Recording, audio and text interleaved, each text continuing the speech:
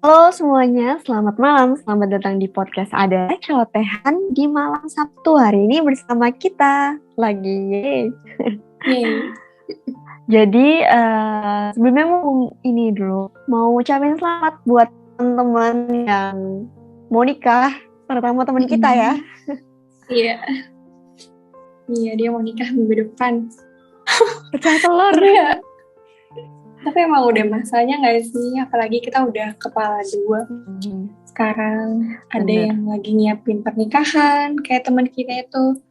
Terus ada yang masih berjuang cari kerjaan.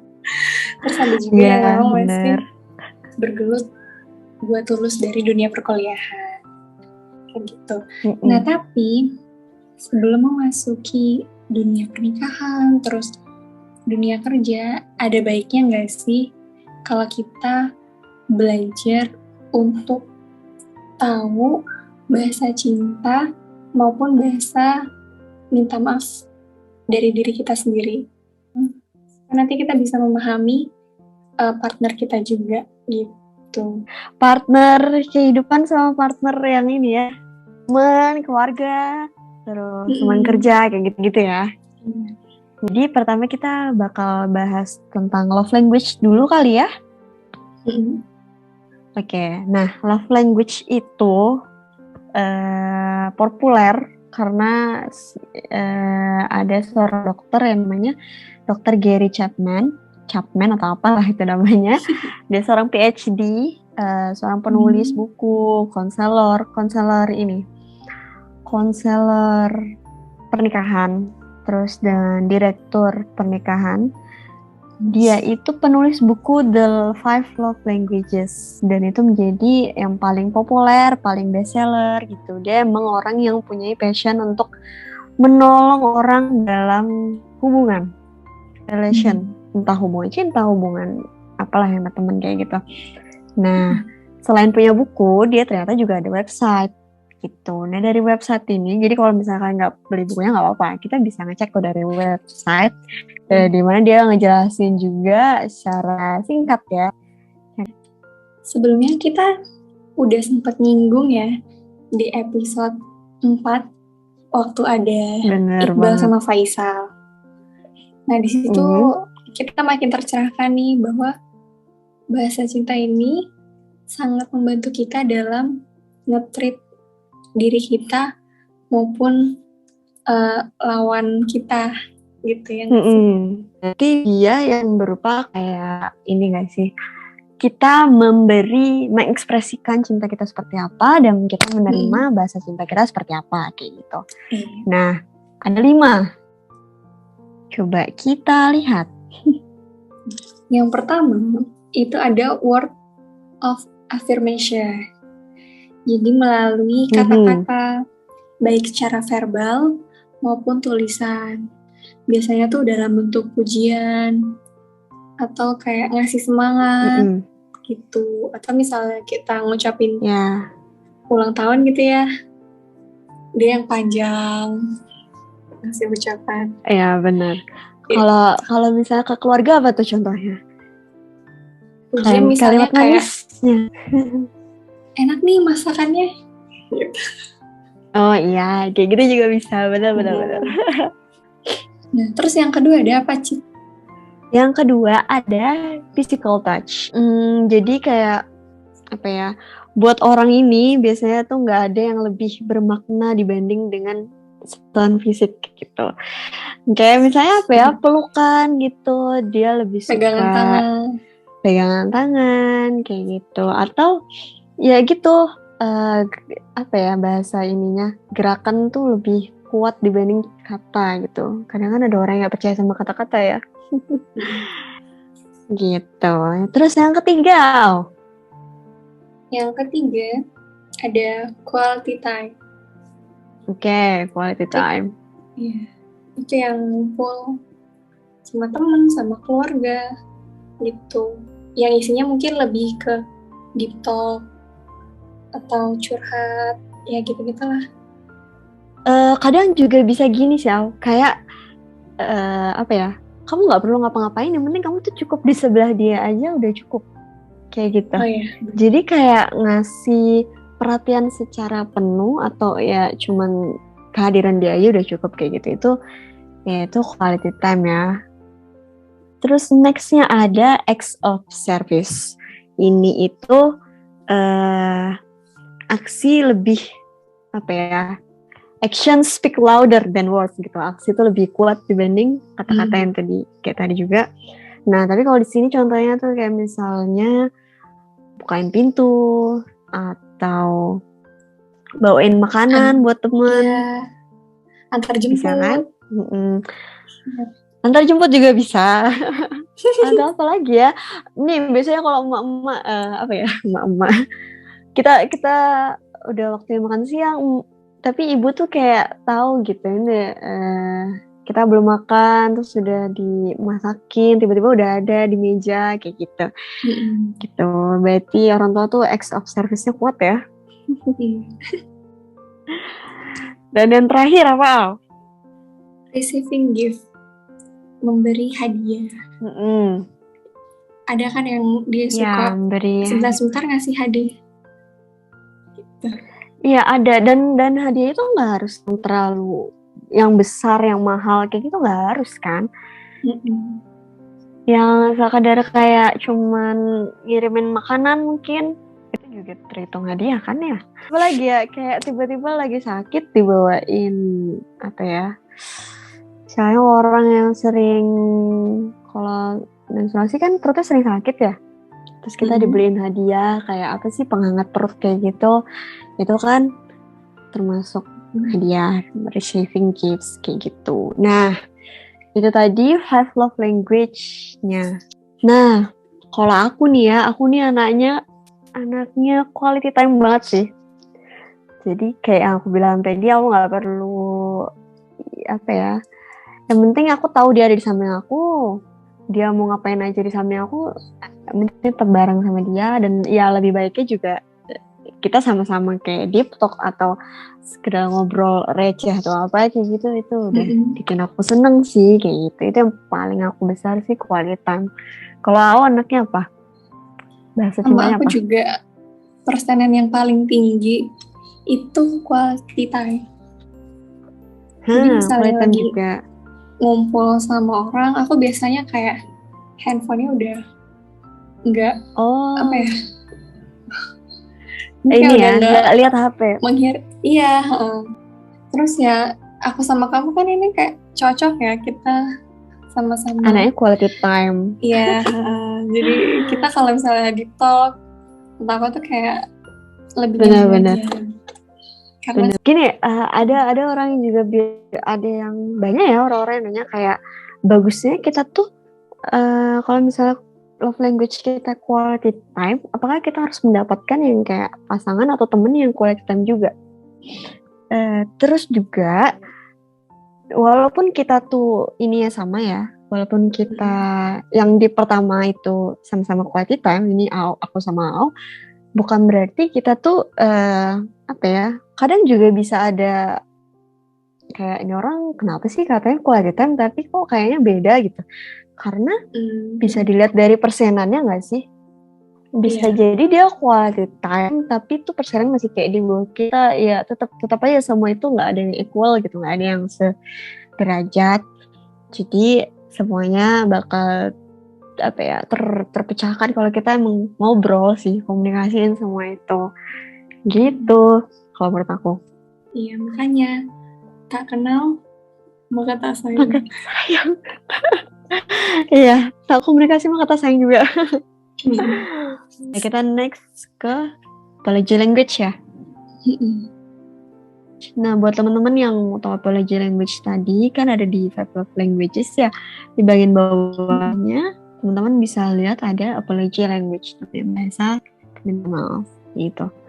Nah, bahasa permintaan maaf ini biar kita kayak bahasa cinta tadi, biar kita tahu bagaimana cara mengekspresikan maaf kita atau bagaimana cara kita menerima maaf mereka dengan cara tulus ya sih, secara penuhnya kita minta memaafkan mereka kayak gitu. Padahal ada yang orang minta maaf doang tapi kita kayak nggak sepenuhnya ngerasa kayak dia minta maaf. iya kayak nggak tulus gitu kesannya. Nah makanya kita harus tahu apology language-nya orang-orang samping kita, orang-orang terdekat kita kayak gitu. Nah ada 5 juga ya. Pertama ada apa itu, Al? Yang pertama, ada mengekspresikan penyesalan. Jadi bahasa minta maaf ini tuh dia lebih berfokus sama luka emosional yang dialami karena perilaku orang lain. Secara nggak sadar, kita tuh pengen orang tersebut ngasih lihat kalau dia tuh nyesel gitu loh, udah melakukan hal itu. Contohnya, Contoh kita kata-katanya? bisa, ya kita minta maafnya dengan cara kayak, aku nyesel nih udah nyakitin kamu, atau aku harusnya nggak kayak gitu. Iya, sorry banget nih, tapi gitu-gitu ya. Yang kedua itu ada menerima tanggung jawab. Menerima tanggung jawab itu dia ini ya harus ngaku kalau kita tuh salah dulu, oke? Dan dia tuh siap menerima tanggung jawab dari kesalahan apa yang dia lakukan kayak gitu. Tapi kelihatannya mudah ya, cuman nggak semua orang tuh bisa ngakuin ini kayak gitu. Banyak orang yang bilang kayak ya aku salah, tapi dia kayak nggak mau ngasih penjelasan nggak sih? Bukan nggak mau, kadang kayak dia mikir mungkin cukup dengan kata-kata iya aku salah kayak gitu. Padahal kan kita kadang kayak pengen dijelasin, iya kamu misalnya kamu telat nih, tapi kamu jelasin dong kenapa kamu telat, jangan cuma ya aku telat sorry gitu, ya nggak sih? Nah misalnya yang telat tadi itu iya benar aku salah, kamu berhak tuh merasa maaf. Terus yang ketiga ada apa tuh, Al? Yang ketiga ada mengungkapkan bertobat. Iya. Kayak nggak mau lakuin ini lagi ya, kesalahan yang sama lagi. Dia fokus gimana cara orang itu minta maaf dan bakal berubah perilakunya di masa yang akan datang kayak gitu. Jadi dia tuh lebih pengen mastiin ini orang nggak bakal ngulangin kesalahan yang sama. Contoh minta maafnya kayak aku nggak bakal ngelakuin ini lagi. Iya benar banget. Nah sekarang yang keempat itu ada ganti rugi. Biasanya dia lebih pengen adanya tindakan nyata kayak gitu. Nah contohnya buat yang menerima ganti rugi itu apa nih bisa aku lakukan buat bikin kamu jadi lebih baik, misalnya karena aku telat atau apa kayak gitu. Atau ya lebih kayak apa ya, bukti nyata dari sebuah tindakan kesalahan yang kamu lakukan kayak gitu. Dan yang terakhir coba apa itu? Yang terakhir itu memohon pengampunan. Jadi dia itu kayak biasanya diawali dengan ungkapan penyesalan atau pertobatan. Terus dia bakal ngasih ruang untuk orang lain memutuskan apakah orang itu bakal maafin kita atau enggak. Ya kayak aku harap kamu maafin aku gitu. Ya, atau yang kayak kamu bisa nggak maafin aku kayak gitu atas kesalahan yang aku lakukan kayak gitu ya. Ya betul. Coba apa nih bahasa permintaan maaf paling tingginya? Aku mengekspresikan penyesalan yang pertama tadi. Jadi aku lebih kayak udah to the point aja sih, minta maaf langsung gitu, nggak usah bertele-tele. Gitu. Kalau kamu? Berarti cukup ya, cuman minta maaf doang. Pokoknya tanpa kayak harus melihatkan ada nyesal gitu loh, udah melakukan itu dan udah langsung minta maaf aja. Oh gitu. Kalau aku tipenya ya ini sih, melakukan yang ganti rugi tadi. Jadi misalnya udah minta maaf, atau nggak pakai minta maaf juga nggak apa, tapi kayak nunjukin apa ya, kamu apa yang bisa lakukan buat apa ya, aksinya seperti apa gitu, biar kelihatan kalau kamu tuh tulus di apa sih, hubungan pertemanan kita, apa hubungan pasangan sama pasangan kita, kayak gitu loh.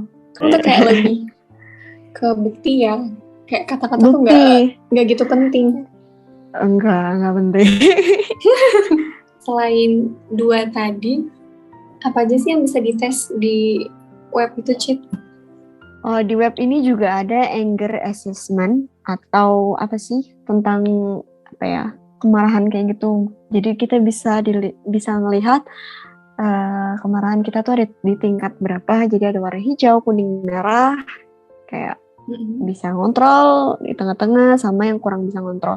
Iya, bahasa-bahasa ini tuh nggak cuman buat pasangan ya, yang kayak tadi kita udah sebut-sebutin. Di sini tuh ada juga buat pasangan, buat keluarga, buat teman kerja, kayak gitu.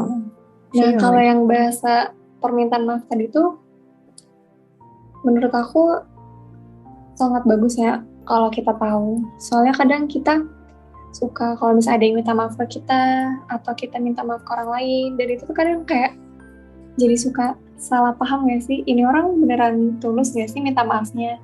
Padahal itu bisa jadi hanya karena bahasanya itu berbeda dan kita nggak tahu. Iya. Terus kalau bahasin tentang bahasa cinta tadi ya, kan kalian pernah tuh kayak ngirim makanan ya pas ulang tahun aku, kue dan lain-lainnya gitu. Teman-teman rumah pada kayak apa ya, kayak wah teman-teman ini kok baik banget, kayak gitu-gitu lah. Ya gimana ya, mungkin kalian bahasa cintanya, kita mungkin bahasa cintanya emang yang receiving gifts kayak gitu nggak sih? Makanya kita apa ya, suka ngasih barang kayak gitu-gitu. Ya setiap orang beda ya, mungkin ada yang tipenya makan bareng kayak quality time gitu. Terus ya hati-hati juga nih sama yang misalnya apa ya, misalnya kita punya pasangan, terus kita punya sahabat cowok, terus ternyata love language kita tuh lebih sama si temen sahabat cowok. Jadi kayak misalnya dia tuh act of service, kitanya juga suka act of service kayak gitu kan. Jadi kayak kita malah kelepek-kelepek nih sama yang sahabat. Iya bahaya. Harus hati-hati. Jadi ingat, bahasa cinta, bahasa permintaan maaf, atau MBTI mungkin ya, itu tuh adalah sebuah kunci dalam hubungan kita. Kalau gitu, cukup sekian untuk podcast kita hari ini. Sampai jumpa lagi di episode selanjutnya. Dadah. Dadah.